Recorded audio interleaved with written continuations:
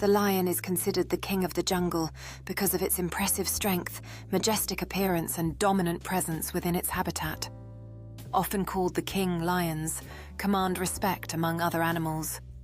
Living in social groups known as prides, they showcase their teamwork and power, reinforcing their leadership and hunting prowess, which symbolizes authority and leads both humans and other animals to see them as the rulers of the jungle.